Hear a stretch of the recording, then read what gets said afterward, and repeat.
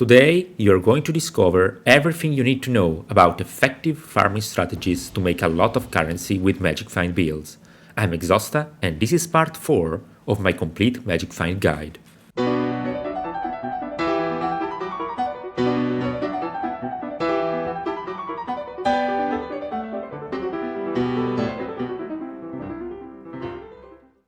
Any farming strategy in Path of Exile is based on a different source of profit. The most consistent income you can get when mapping is loot from League mechanic rewards, such as bridgestones, emblems, oil, currency shard from harbingers, and so on. This is fully deterministic loot that you obtain whenever you engage the League mechanic of your choice. And as I said, while having deterministic rewards makes for very consistent profit per hour, such rewards don't usually scale with Magic Find, so they should not be our primary focus. Now, if you really want to swim in mirrors like Scrooge and level up your farming experience, you should use a different approach. What you want to do while playing a Magic Find build is to focus on either rarity farming or divination card farming, or even both of them. In all cases, you need to choose your maps. You are not going to choose League mechanics based on the deterministic rewards, you are instead playing content based on the sheer amount of monsters that are spawned from the mechanic, especially rare and unique monsters, which drop more and better items and also have a chance to be god touched. Now, every monster you kill is like rolling a die or spinning the fortune wheel. You want to spin that wheel a lot, and eventually you'll get lucky and you'll get your Mage Blood or a Headhunter. Now, good League mechanics that spawn a lot of monsters are like Abyss, Legion, Harbinger, Breach.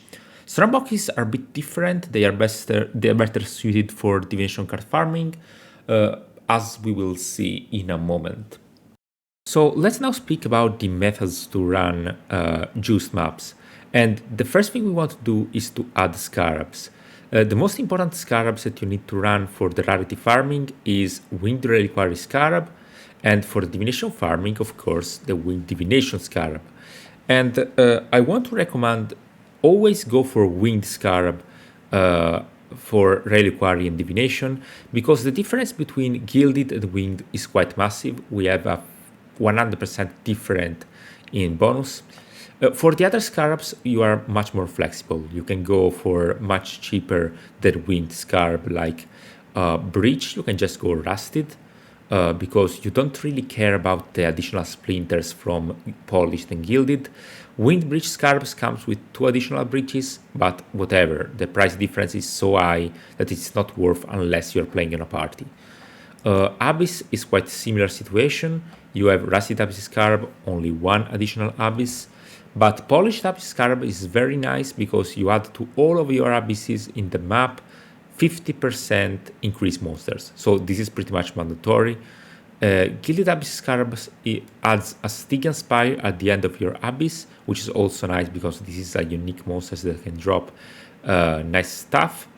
Winged Abyss Scarabs just adds an additional abyss. Again, not mandatory. I think you are perfectly fine with Polished. And if you want, you can go for the Gilded. Elder Scarab is really undervalued.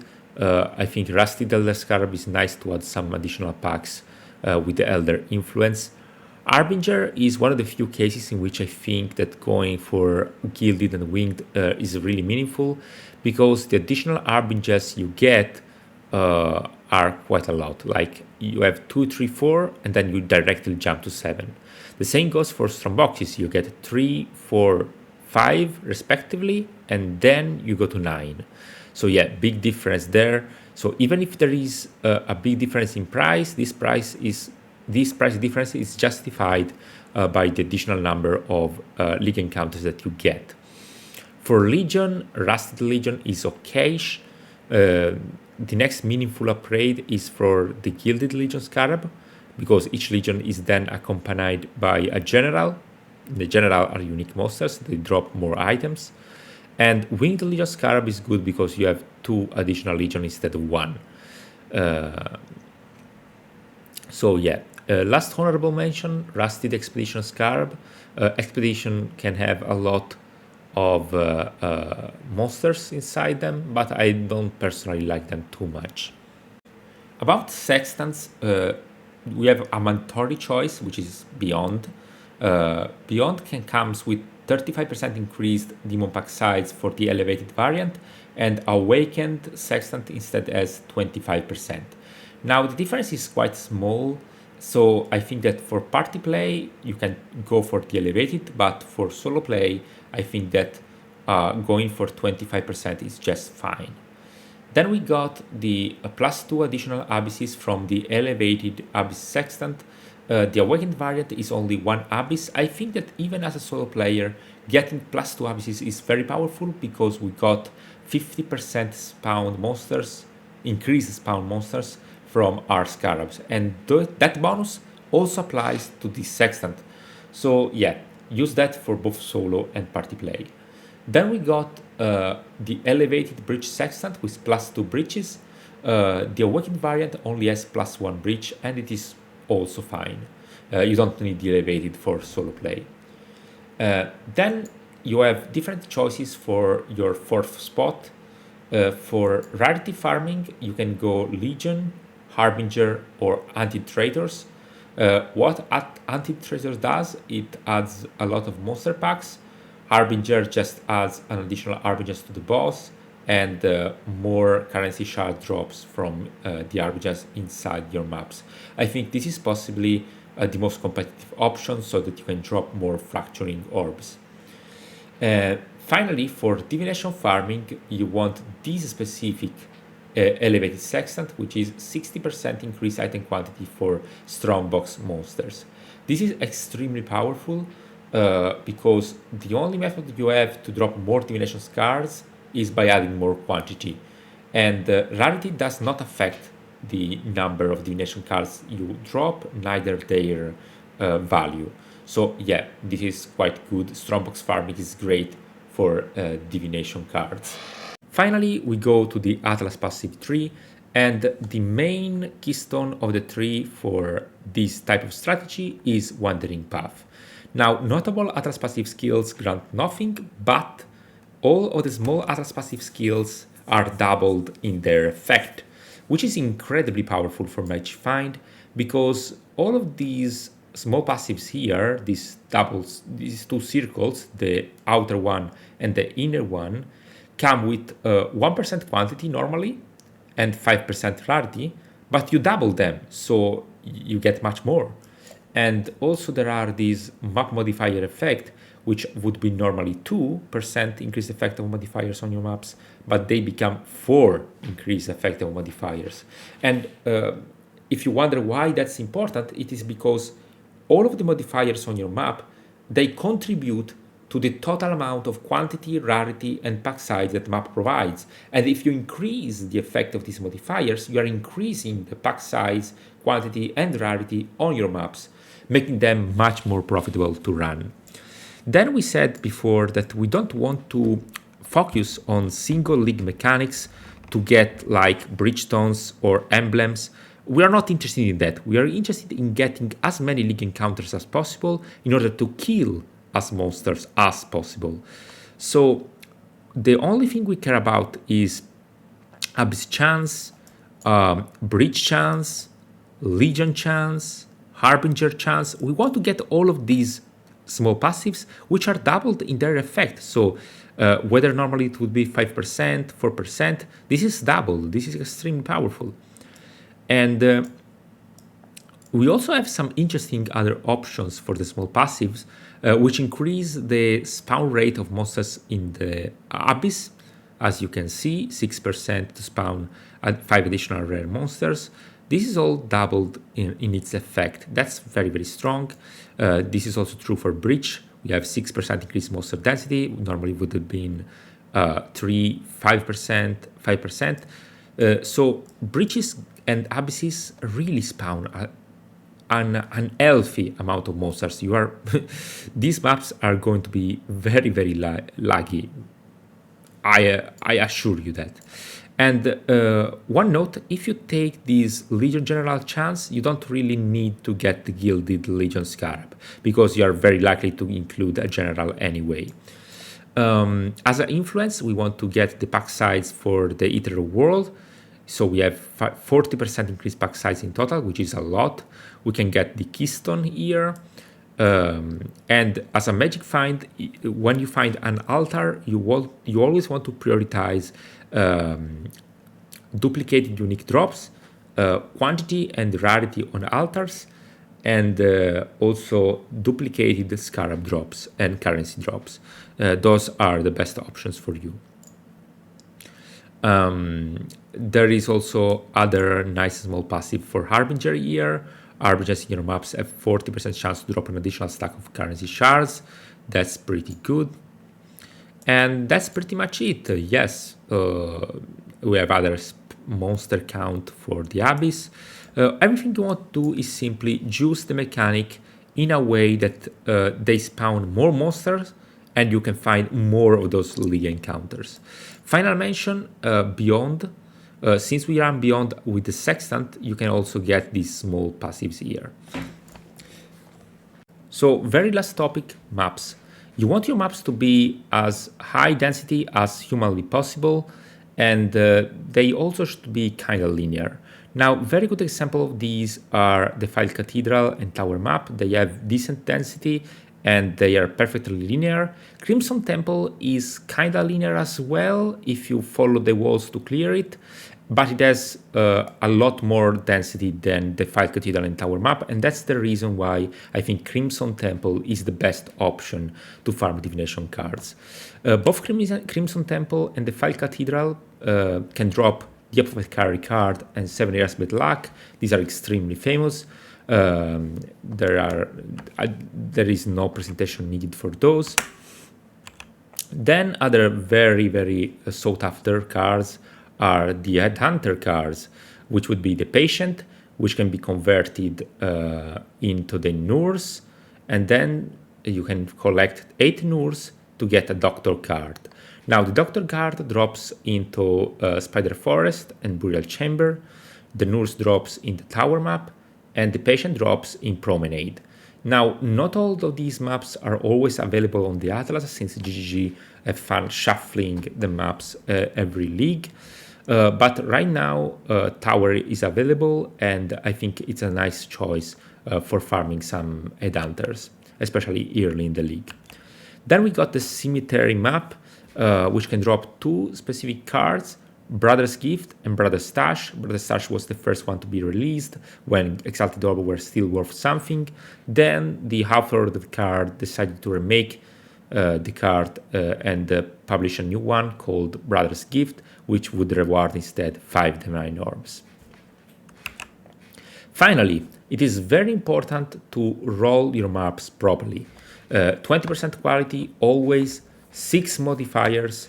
You can get them by just cow spamming to 5 modifiers, then Exalted Orb to 6 modifiers. That's the cheapest way. Then you add Delirium Orbs, and that's variable depending on your build. If your build is capable of clearing high Delirium, just go for it. Instead, if your build is kind of low budget, just stick with 20% Delirium. It's completely fine. Now, when you're playing for 20% Delirium, you are just playing for the extra monsters, so just get the cheapest possible Delirium Orbs in the market. When you're playing for 80%, 100% Delirium, you might like to use Skittering and Diviner Delirium Orbs, which are the most profitable because they reward Scarabs and Divination cards as well as stack decks. One thing to note is that each consecutive Delirium Orbs adds quantity, rarity, and more monster pack size to your map.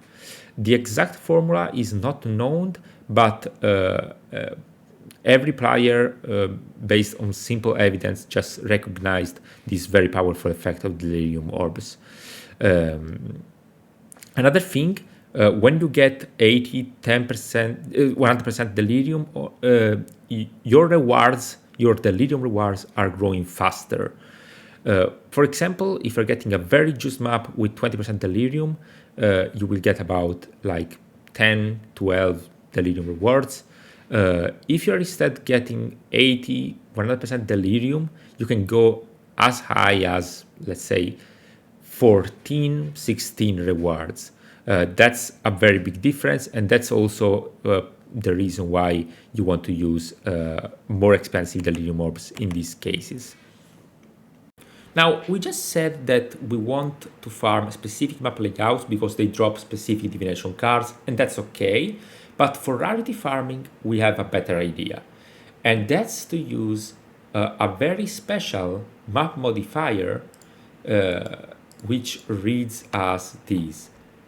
Maps modifiers to quantity of items found also apply to rarity. It's the first one on the list.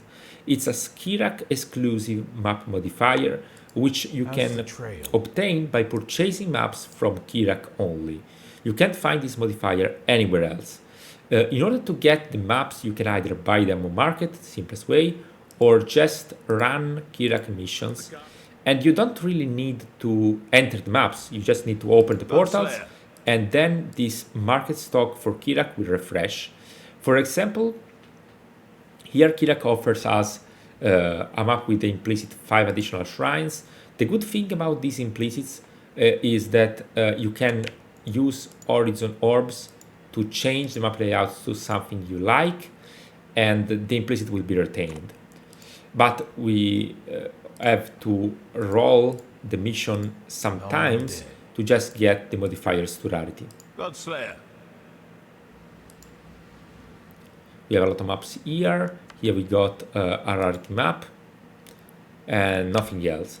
So without losing your time, I will just show you some of the options that you can get. You can get 3 Delirium Orbs on random maps on Kirak. You can get 4 additional strong boxes, 3 Breaches, Sacred Groove, Blight, 2 additional Abyss, 3 Arbiges, and also Rogue Exile, which I don't have here. And then Conqueror maps, Elder or Shaper maps. So yeah, Kirak is really the Giga Chad of Masters, and running these maps with such a high amount of rarity is quite insane. When you add quantity to rarity, you can get to very high level. 100% item rarity on your map will grant you the maximum number of items that you can drop ever. And this is the way people are farming a lot of unique items. Without these modifiers here, the unique farming will feel much, much worse. So I highly recommend to prioritize getting these kind of modifiers instead of a good layout. So these were the strategies, and now you might wonder, how's the profit like? How much currency am I gonna make? Well, this is very variable based on the quality of your character. Very fast magic find builds are clearly making more profit per hour. And it also depends on if you're playing solo or with a party. In my personal experience, when I played on a budget, I made something like 10 divines per hour on average. But you have to remember that you have to play maps that you can really run without being slow. So my recommendation is tier 8 to tier 11 for low budget. Tier 8 is the threshold mark at which you can start dropping apothecary cards, mage blood, headhunter. Before tier 8, you cannot drop those unique items, so your magic find build really loses a lot of value. Yeah, let's start from tier 8. Then for high budget, you should really try to juice your maps much more.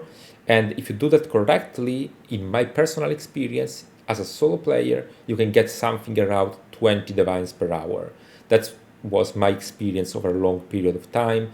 This may vary in a single leagues and all, but yeah, that's something you could expect. Remember though that, as I said, the profit isn't really that consistent. Maybe in one day you'll just drop one mage blood and nothing else, or just maybe some T1 uniques, but nothing more than 1-2 divines in expense. While if you are playing with a party, profit is going to be much higher. I think like 30, 35 divine per hours. I heard of some standard players that could even gain more than that, dropping like one headhunter, one mage blood per day.